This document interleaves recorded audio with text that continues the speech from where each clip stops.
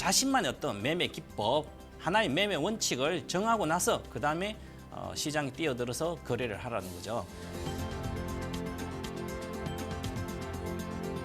요즘 대중투자자의 대다수가 경제신문을 하나도 안 읽어요. 온라인이 다 있으니까. 그걸로는 안 됩니다. 경제지의 중요성을 모르는 거죠. 경제지를 안 읽으면서 주식시장을 시대 흐름을 내가 찾겠다. 말이 안 되는 겁니다. 말 그대로.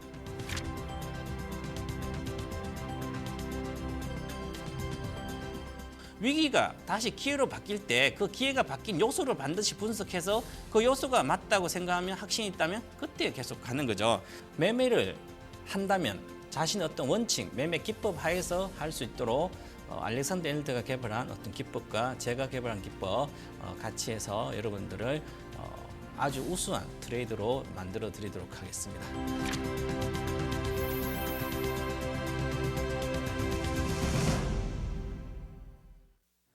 전설적인 투자가의 투자 기법을 통해 투자 전략을 세워볼 수 있는 시간입니다.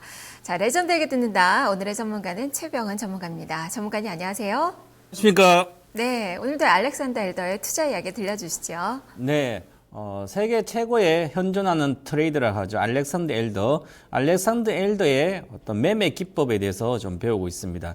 자, 그래서 차트를 배우는 목적은 어디서 사고 어디서 파는지 그거 좀 정확히 알기 위해서 하는 거죠. 그런데 이 차트라는 것은 단기적인 것도 있고 장기적으로 볼 수도 있고요. 근데 차트로서는 다 되지 않지만 그래도 어느 정도의 내가 팔고 싶을 때 고가에 사고 싶을 때 저가에 사고 싶을 때는 꼭 차트 분석을 해야 됩니다. 그래서 차트 분석을 하는데 중요한 어떤 요소들이 있는데 그 요소를 지금 하고 있습니다. 자, 지난주에 지지와 저항을 했고요. 오늘은 추세와 박스권, 행보 구간 이런 거에 대해서 말씀을 드리겠습니다. 먼저 지난주에 한 거 잠깐 반복 복습을 하면 중요한 것은 지지선을 대다수 투자자들이 평가손이 난 상태에서 지지선이 붕괴됩니다. 그 붕괴됐는데도 팔지 않고 있으면 결국 저 바닥에서 파는 거죠. 그래서 이 지지선 분석을 반드시 해야 됩니다. 그래서 지난번에 중요하다 그랬죠. 자, 지지와 저항. 자, 기존에 주가가 이렇게 빠지다가 하나의 의미 있는 지지가 형성됩니다. 그죠? 그리고 또다시 이 지지선 붕괴에서 빠지면 여기가 지지선이 다시 저항으로 바뀌고요. 또다시 빠지죠. 지지선인데 지지선 붕괴가 또다시 지지선. 그 다음에 여기가 지지선이 또 저항선이 되고 이렇게 하면서 이렇게 왔다 갔다 하죠. 그죠? 그리고 지지선과 저항선이 서로 역할을 이제 바꾸기도 한다 그랬죠. 그리고 여기 저항선을 잠깐 돌파했어요. 저항권 아주 중요한 요소인데 실전에서 저항권을 돌파했다고 저항선을 돌파했다고 그냥 따라잡게 되면 거기서 대다수 팔 때 사는 경우가 많습니다. 그죠? 그래서 이게 진짜 돌파인지 가짜 돌파인지 반드시 알아야 되는 거죠. 그래서 저는 이제 첫 번째 돌파할 때는 조심을 하고 실패 확률이 80%다. 두 번째 돌파할 때는 성공 확률이 80%죠. 그래서 두 번째 돌파하는 게 사는 게 훨씬 더 안전하다. 이게 바로 N자형 상승에도 그렇게 나오고요. 그래서 실전에서는 첫 번째 상승할 때는 비중을 공격적으로 사면 안 되고요. 일부러 사놓고 두 번째 돌파할 때를 좀 사는 게 좋습니다. 자, 그리고 오늘은 이제 그래서 그 다음에 지지와 저항선이 중요한 역할은 바로 손실 제한 주문할 때, 손절할 때나 이익 실현할 때 이 지지와 저항이 아주 중요합니다.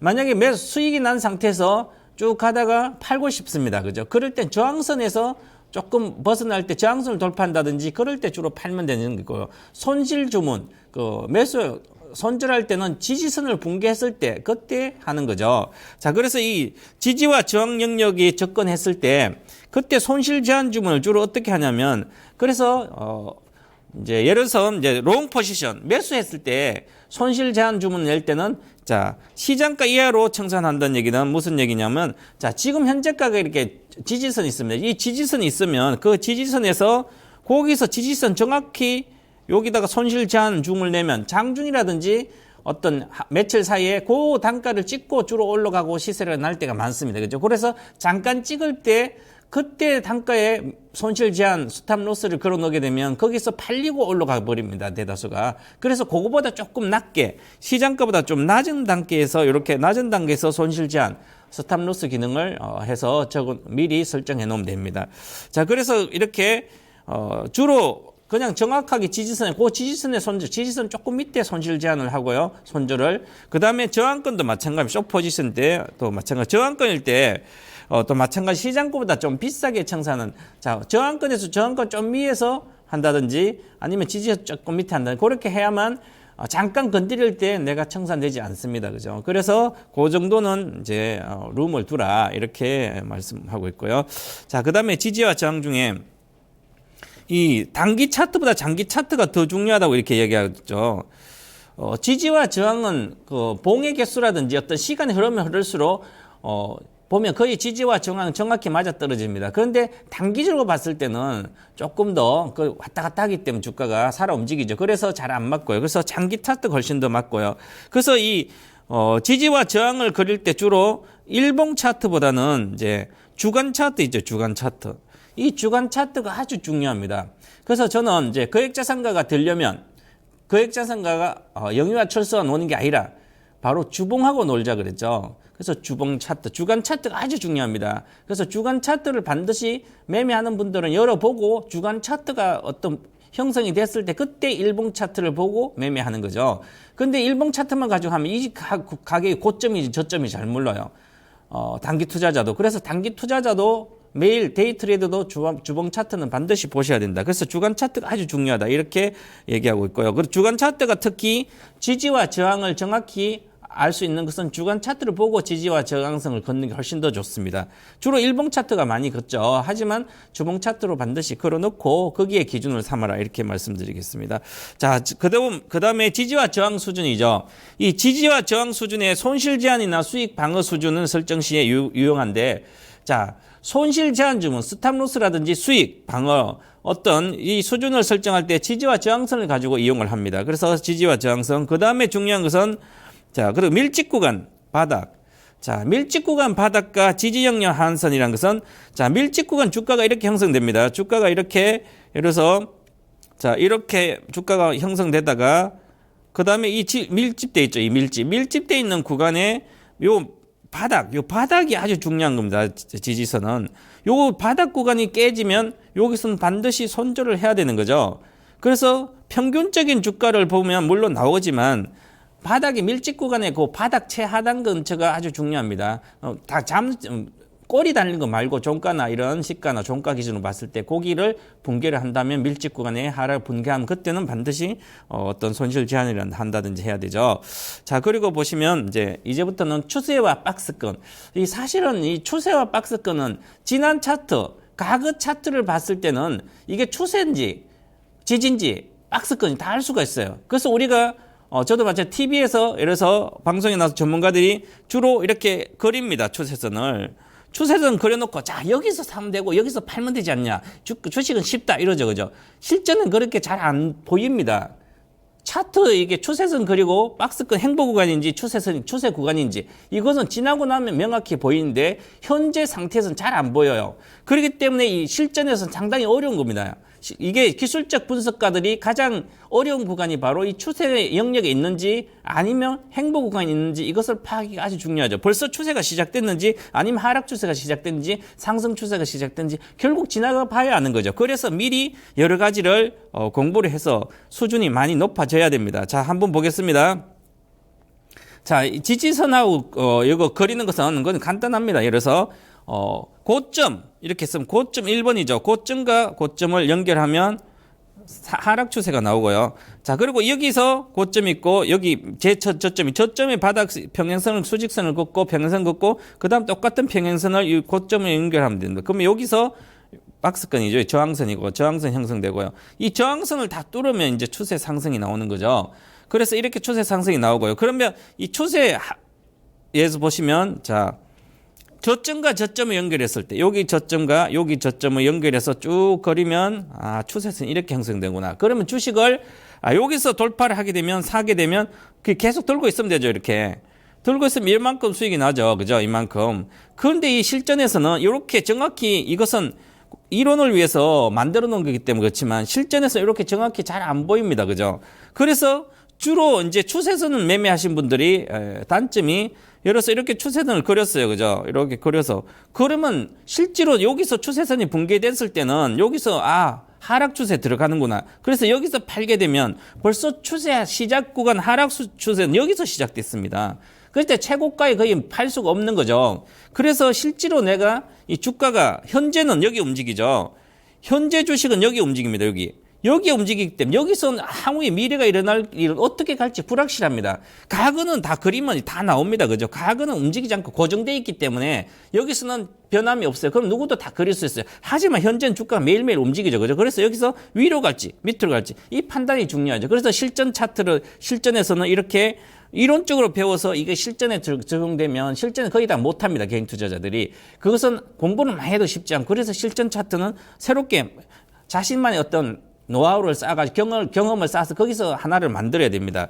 자, 보시면, 자, 고점과 저점 패턴 분석을 해보면 상승 추세라는 것은 반등 시 신고점 갱신한다든지 그래서 하락 시에, 다시 하락한다면 하락 시에 이전 저점보다 저점이 높아집니다. 저점이 계속 높아지면 상승이죠, 추세가. 그리고 그 다음에 박스권은 고점과 저점이 불규칙합니다. 박스권 왔다 갔다 하면 고점이 정확히 맞지도 않고 저점이 왔다 갔다 합니다. 그죠? 그래서 정확히 맞진 불규칙한데 상승 추세는 고점도 높아지만 저점도 높아져야 됩니다. 자, 그래서 이것만 기본 차트만 그린 거에 보조지표까지 활용해서 봐야만 실전이 훨씬 더 좋습니다. 그래서 보조지표, 자기가 가장 실전해보니까 잘 맞는 보조지표가 있으면 봐야 돼. 저도 보조지표에는 스토캐스트 보고 스토캐스트로 추세를 같이 그립니다.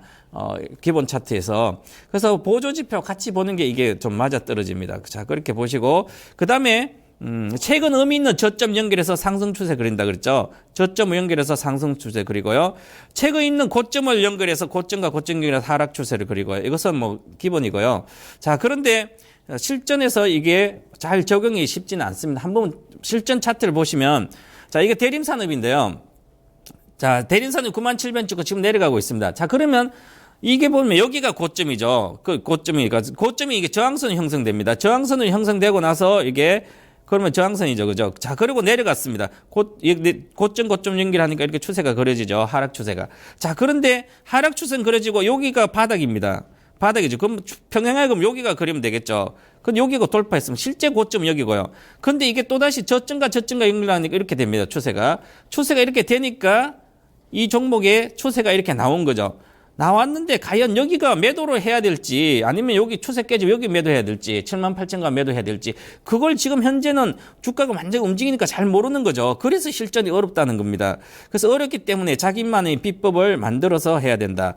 그래서 이 보시면 자, 제가 이 실전에서 만든 겁니다. 하늘땅 물볼 매매 기법 재변 전문가가 만드는 실전 매매 기법을 보시면 자, 이렇게 하나의 저가가 형성될 때 파동이 하나가 완료가 됩니다. 그런데 이거 가장 간단하게 보시면 아주 쉽습니다. 왜냐하면 상승 갈 때는 스토캐스트 3번 나오죠. 3번 나오고 깨졌기 때문에 매도고요. 또시 매도 하락이 끝날 때 여기 저점이 3번 나옵니다. 그러면 하락이 3번 나오고 끝났죠. 그 다음에 또다시 가열권 들어가니까 3개 나옵니다. 자, 그러면 이제 3개가 나오고 나서 올라가기 때문에 지금은 상승이 끝났다는 거죠. 대림산도 그렇고 현대건설도 단기적인 상승 끝났어요. 중장기 좀 봐야 되지만 자, 그래서 이렇게 보시면 간단히 아주 한눈에 볼 수 있는 매매 기법으로 나옵니다. 이게. 그래서 지금은 박스권 들어가는 거죠. 그럼 추세가 하락이 들어간다면 78,000 깨진다. 이것은 더 추세가 하락되고요. 그리고 보시면 자, 이게 가장 간단히 설명할 수 있는 건데요.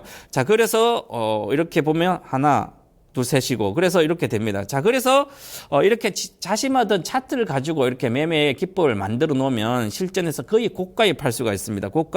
가장 고가 여기서 매도가 되는 거죠. 자, 그래서 이게 보조지표와 같이 스토캐스틱이죠. 이 스토캐스틱과 같이 요거를 맞춰서 보시면 아주 실전에서는 편리하게 거의 고점에 한눈에 보고 사고 팔 수가 있습니다. 그래서 자신만의 기법을 좀 만들어서 해야 되고요. 이 구체적인 내용은 이제 배워서 한다든지 다른 아카데미를 통해서 해드리는데요. 지금 이제 보시면 이렇게 만들어 놔야 됩니다. 자기만의 기법. 자, 오늘은 여기 저항과 추세 매매에 대해서 말씀드렸습니다. 다음 주에도 계속 이어서 기술적 차트에 대해서 말씀드리도록 하겠습니다.